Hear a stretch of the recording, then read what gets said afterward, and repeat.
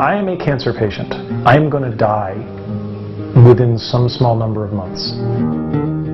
We had thought I had hepatitis. And I remember my wife saying pretty soon into this process, well, I guess you'd trade for hepatitis.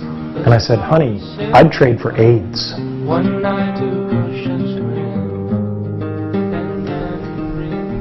It's not about how to achieve your dreams. It's about how to lead your life. If you lead your life the right way, the karma will take care of itself.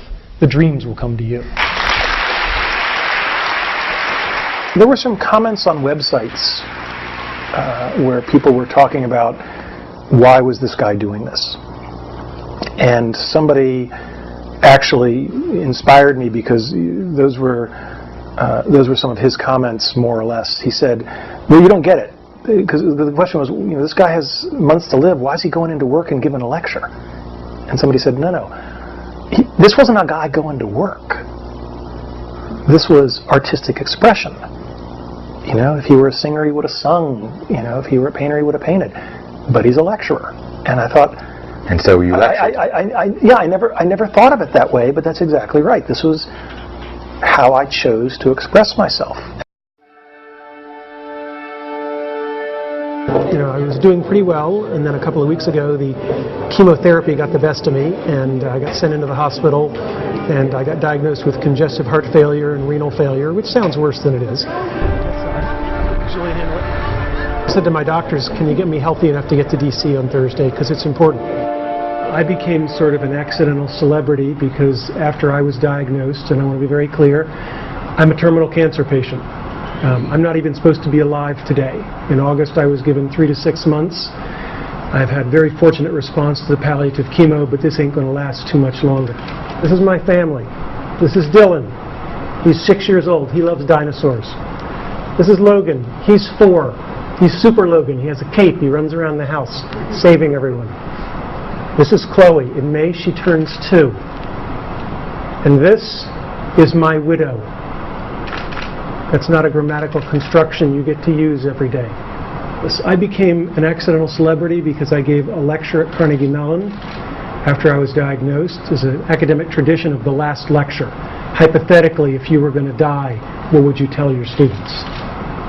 I got to do it for real. I gave a lecture for my children. My name is Randy Pausch. I'm a 47-year-old father of 3. I'm a professor at Carnegie Mellon University. I found out a year and 4 months ago that I had pancreatic cancer. I am going to die within some small number of months. Facing your own death is something that you can look at in a myriad of ways, and looking at it as an engineering problem for me frames it as, I have things I can do that will make a difference. Things that will help my wife, things that will help my kids. The more existential side of this, the navel-gazing, the oh woe is me, that's not going to help anybody. So for me to frame it as an engineering problem, put the focus on, okay, I may not like this situation, but what can I do with the remaining time to make the best outcome I can for everybody that I love. The lecture and the book they're pretty inadequate substitutes for a living dad. But engineering isn't about optimal solutions, it's about doing the best you can with what you have. And at some point, I'm going to have to go into that night, and that's going to allow me to feel okay about things. Because if you hold yourself to the standard of, well, I did a pretty crappy job compared to what it would have been like to be alive, well, I don't get that choice. The choice I get is, what did I do with the months I had left? I mean, there's so many things that I want to say to my family. For the kids, it's important that you guys know that I never gave up, and you guys need to know how much I love you, and how much it saddens me to know that I won't be there. But you need to know that even though I'm not there with you in the moment, that doesn't mean I don't love you. And that doesn't mean that wherever I am that I'm not looking and watching. And I suspect being incredibly proud.